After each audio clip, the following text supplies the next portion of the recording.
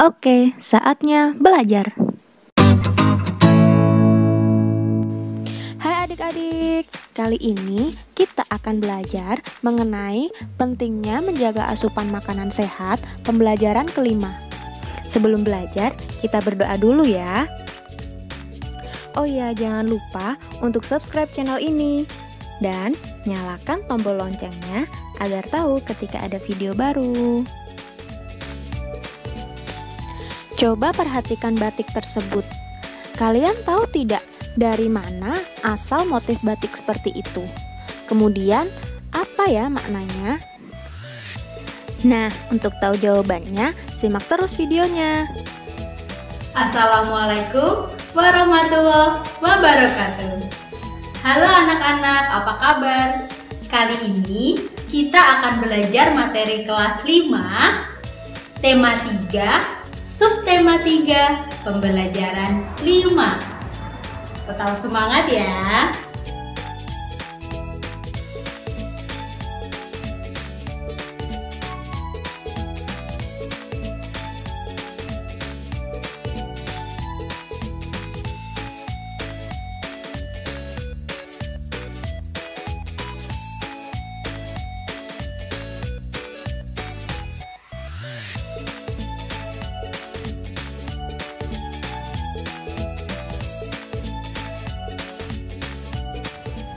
Anak-anak, sistem pencernaan manusia merupakan serangkaian organ tubuh yang mengubah makanan menjadi nutrisi penting yang diserap oleh tubuh kita.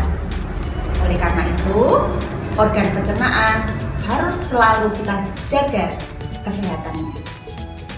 Namun, ada banyak penyakit dan gangguan lain yang dapat mempengaruhi sistem pencernaan. Apa saja nama gangguan tersebut? Apa penyebabnya? Serta tindakan apa yang harus kita lakukan jika terserang kembali? Untuk mengetahui semua informasi tersebut, kita dapat melakukan survei. Kalian tahu apa itu survei? Survei adalah penelitian dengan cara mengumpulkan informasi dari responden. Nah, kali ini kita akan belajar bagaimana cara melakukan survei. Langkah-langkah yang perlu dilakukan jika kita melakukan survei yaitu: yang pertama, menentukan tujuan dilakukannya survei, yaitu mengetahui penyakit organ pencernaan yang pernah dialami orang-orang sekitar. 2. Menentukan responden. 3. Membuat daftar pertanyaan untuk responden, antara lain jenis penyakit sistem pencernaan apa yang pernah dialami, tindakan apa yang diambil pada saat menderita penyakit tersebut, seberapa parahkah penyakit yang dialami, apa penyebab penyakit tersebut, seringkah mengalami penyakit tersebut, tindakan apa yang diambil agar tidak terserang kembali. 4. Menyiapkan lembar kerja untuk mencatat semua pertanyaan dan jawaban responden. 5. Melakukan wawancara dengan responden. 6. Membuat laporan. 7. Membuat kesimpulan. Nah, setelah melakukan survei, kita jadi mengetahui informasi tentang penyakit pada organ pencernaan. Antara lain, tifus disebabkan oleh makanan dan minuman yang tidak terjaga kebersihannya. Tifus merupakan penyakit peradangan pada usus. Orang yang sering makan di luar akan mudah terserang tifus karena kebersihan makanan di luar tidak benar-benar terjaga. Tifus adalah penyakit menular.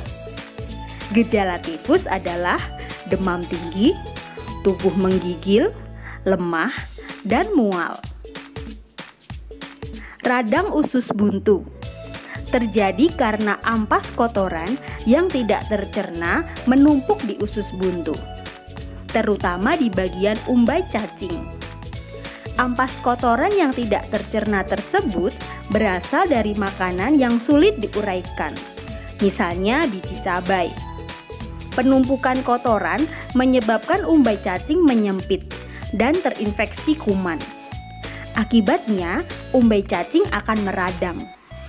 Gejala yang ditimbulkan adalah tubuh demam dan perut kanan bawah terasa nyeri.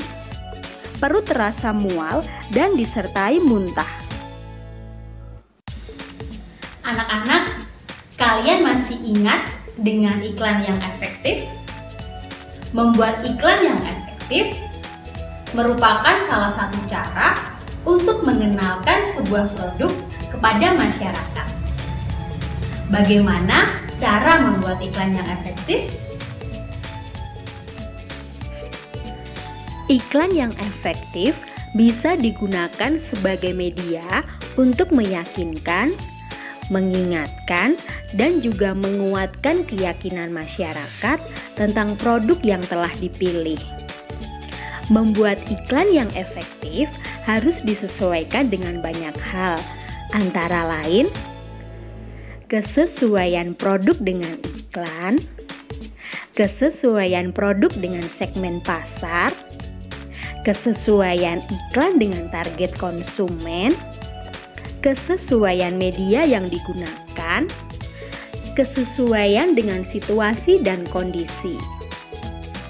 Materi iklan menjadi salah satu faktor yang menentukan efektif dan tidaknya sebuah iklan.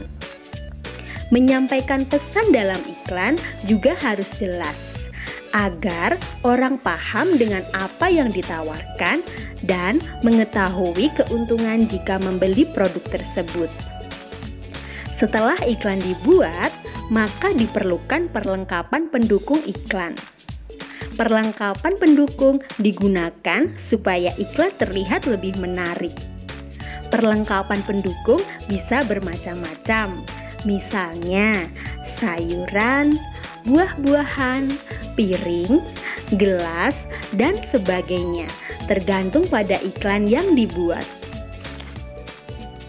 Hal-hal yang perlu diperhatikan dalam menampilkan iklan di depan orang banyak yaitu berbicara dengan suara keras dan lantang, menggunakan artikulasi yang jelas dan tidak menggumam, menggunakan perlengkapan pendukung iklan, menjadikan sketsa gambar sesuai naskah sebagai pedoman berakting, hafal dengan naskah yang akan dibawakan, melakukan kontak mata dengan penonton, tidak menghalangi pandangan penonton, serta tampil penuh percaya diri.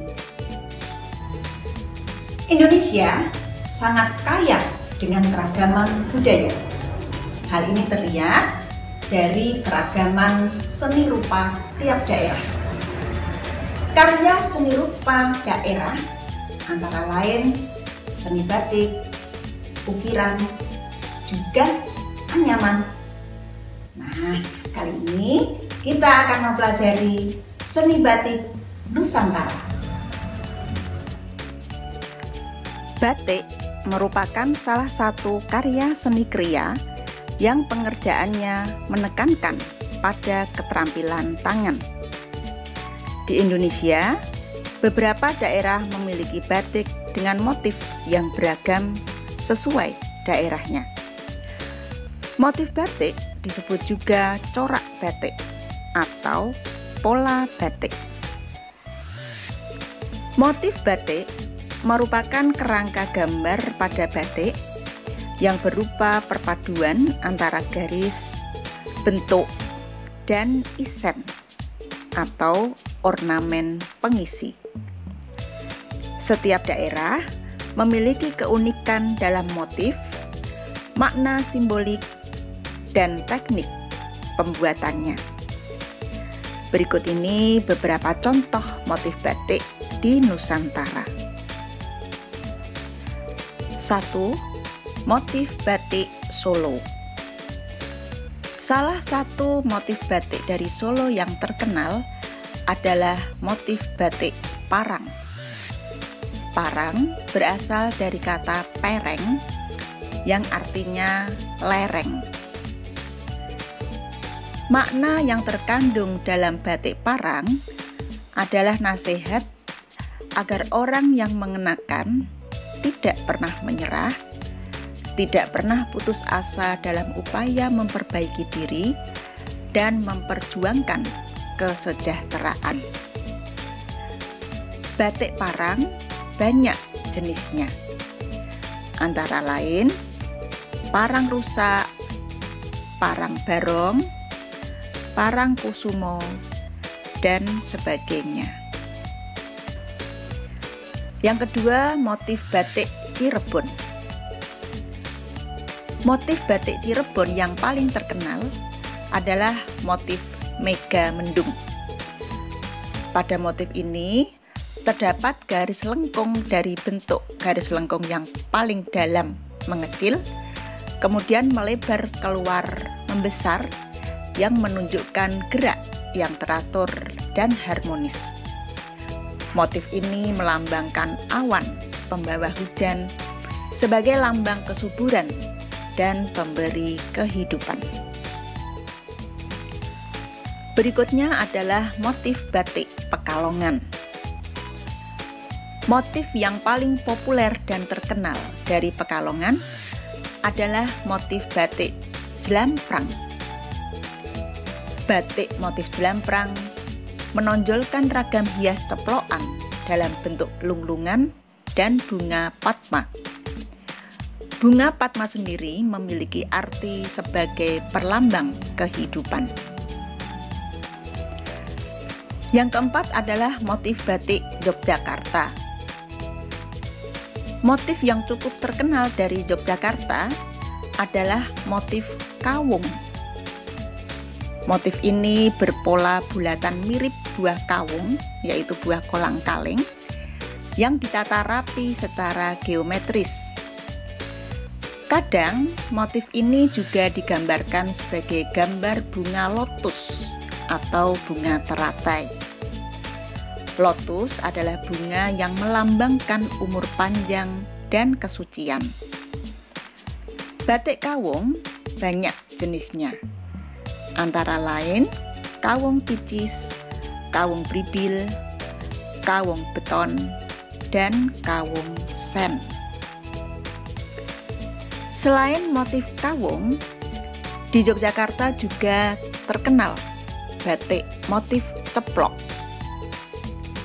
Biasanya berbentuk bunga mawar melingkar, bintang, atau bentuk kecil lainnya. Motif ini sering dipakai untuk upacara pernikahan. Batik motif ini melambangkan bersatunya pernikahan yang harmonis, memiliki anak, keberuntungan, dan kebahagiaan. Ada beberapa teknik pembuatan batik, yaitu 1. Teknik tulis, 2. Teknik cap, 3. Teknik sablon, 4. Teknik celup ikat.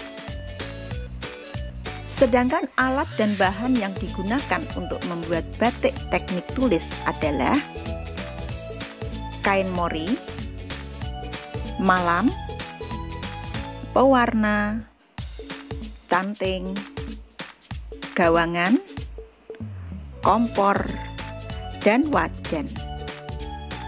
Nah, tugas kalian adalah buatlah sebuah rancangan motif batik. Sekian video pembelajaran kali ini, semoga bermanfaat.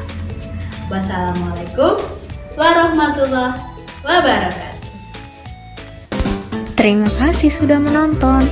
Jangan lupa like, komen, dan subscribe. See you adik-adik.